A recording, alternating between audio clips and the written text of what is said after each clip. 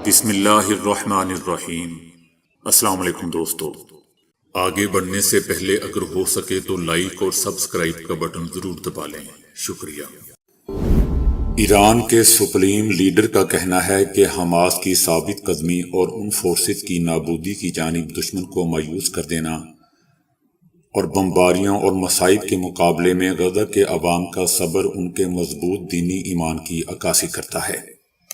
ان کا کہنا تھا کہ مغرب والے جو ایک مجرم کو سزائے موت دینے جانے پر ہنگامہ کھڑا کر دیتے ہیں، غزہ میں 30,000 بے قصور لوگوں کے قتل عام پر اپنی آنکھیں بند کر رکھی ہیں، اور امریکہ پوری ڈٹائی کے ساتھ غزہ میں بمباری رکوانے کی قرارداد کو لگاتار ویٹو کر رہا ہے۔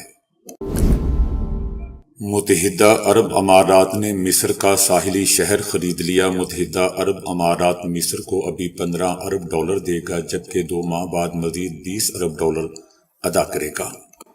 متحدہ عرب امارات اور مصر کے درمیان بحر روم کے پریمیم شہر راس الحکمہ میں 35 ارب ڈالر کی سرمایہ کاری کا معاہدہ طے پا گیا ہے۔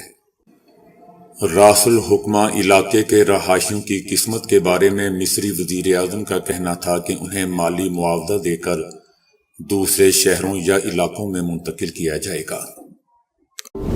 اسرائیل کی رافع میں رہائشی عمارت پر فضائی حملے ہوئے ہیں، 7 فلسطینی شہید ہو گئے ہیں۔ غزہ کی پٹی میں اسرائیلی فورسز نے گزشتہ 24 گھنٹوں کے دوران 208 حملے کیے ہیں، جس میں 92 فلسطینی شہید ہو چکے ہیں۔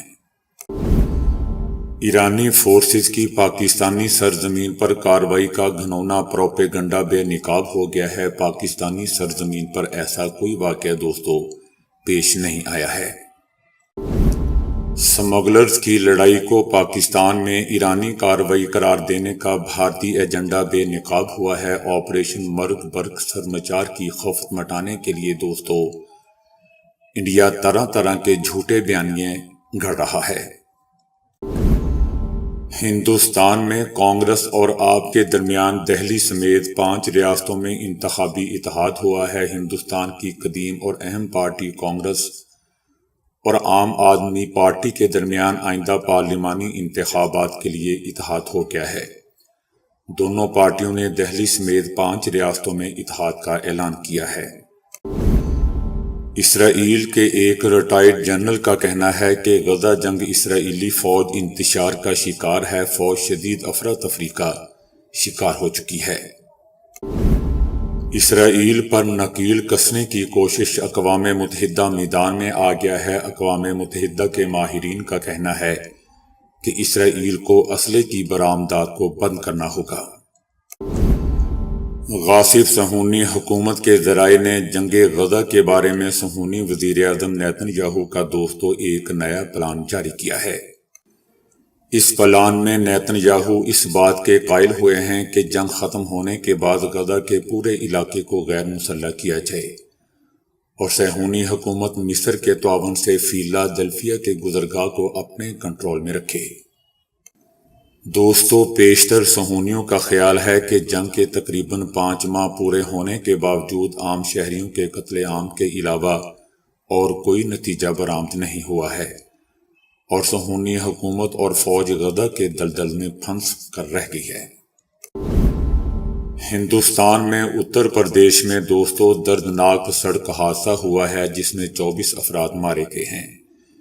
ہندوستان کی ریاست اتر پردیش کے کاس گنج ضلع میں ٹریکٹر ٹرالی کے تالاب میں گرنے سے 24 افراد بیچارے مارے گئے۔ حماس کی سرنگوں کو تباہ کرنے میں صہیونی حکومت ناکام ہو چکی ہے۔ اخبار نیو یارک ٹائمز نے ایک رپورٹ میں کہا ہے کہ غزہ میں تحریک حماس کی تیار کردہ اہم سرنگیں ابھی بھی محفوظ ہیں۔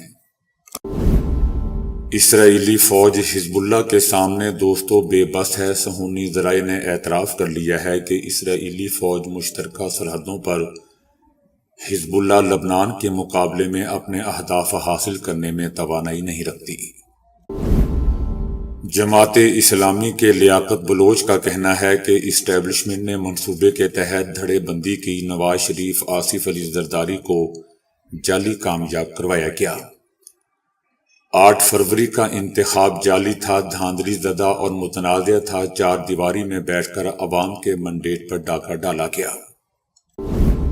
سابق صدر ٹرمپ نے امریکی ریاست جنوبی کیرولائنا سے بھی پرائمری الیکشن جیت لیا۔ صدارتی انتخابات میں صدر جو بائیڈن کو شکست دینے کے لیے سابق صدر ٹرمپ کا کہنا ہے کہ میں بالکل تیار ہوں۔ سعودی عرب میں اجازت نامے کے بغیر حج ادا کرنا غیر قانونی قرار سزاؤں کا اعلان کر دیا گیا۔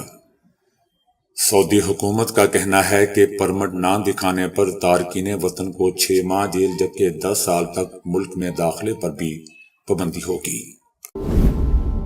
غزہ میں مزید 92 فلسطینی شہید ہونے پر دوستو ایران اور یورپی یونین کی اسرائیل اور امریکہ پر تنقید سامنے آئی ہے۔ خان یونس اور ارد گرد علاقوں میں شدید بمباری کے بعد ہزاروں فلسطینی اب بھی رافع منتقل ہو رہے ہیں۔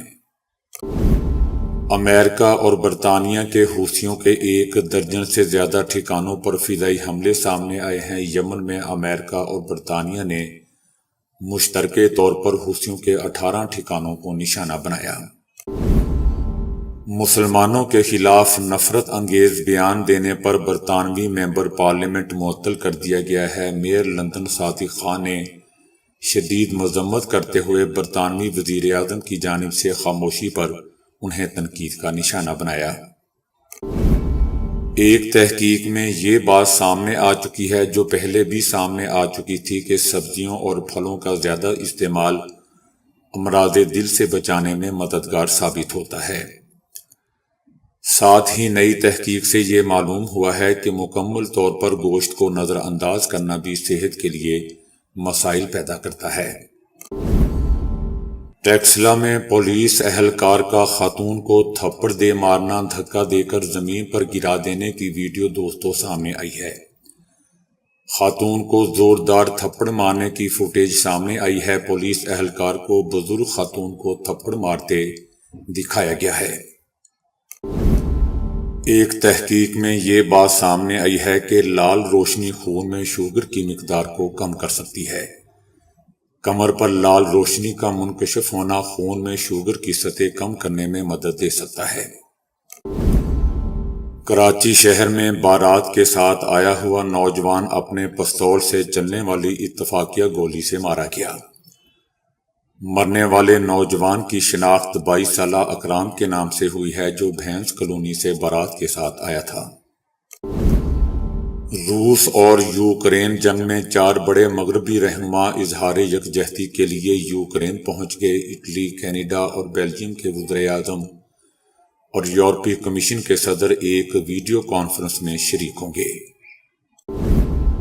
ایک تحقیق میں دوستو یہ بات سامنے آئی ہے کہ مراقبہ بہتر قوت فیصلہ سازی سمیت کئی ذہنی فوائد کی حامل ایک مشق ہے۔